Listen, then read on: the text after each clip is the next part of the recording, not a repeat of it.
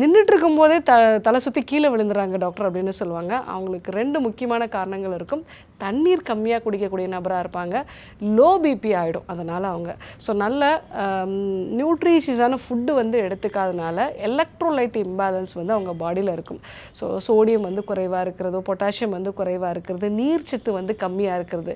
So இதனால் அவங்களுடைய மூளைக்கு தேவையான ரத்த ஓட்டம் வந்து சரியாக இல்லாமல் சடனாக வந்து அவங்க நின்றுட்டே இருப்பாங்க, பேசிகிட்டே இருப்பாங்க, தலை சுத்தலாகி கீழே விழுந்துருவாங்க. இவங்க என்ன விஷயங்களை ஃபாலோ பண்ண அப்படின்னா, எலுமிச்சை சாறு வந்து எடுத்துக்கிறது நல்லது. லோ பிபி இருக்குது டாக்டர், இல்லை வந்து நான் சத்தான ஆகாரங்களே சாப்பிட்றதில்ல, இதனால் தலை சுத்தல் மாதிரியான பிரச்சனைகள் இருக்கிறவங்க எலுமிச்சை சாரோட நல்லா இந்துப்பு சேர்த்துட்டு சர்க்கரை சேர்த்து வந்து ஒரு சுக்கு பொடியும் வந்து கொஞ்சம் சேர்த்து நம்ம எடுத்துக்கலாம். ஸோ இது மாதிரி நம்ம எடுத்துக்கும் பொழுது இந்த லோ பிபி நல்லாவே வந்து மாற ஆரம்பிச்சிடும். அதே மாதிரி உடலுக்கு தேவையான சத்துக்களும், ஏன்னா நம்ம உப்புல வந்து நம்ம சேர்க்குறோம், சர்க்கரையும் வந்து சேர்த்துக்கிறோம்.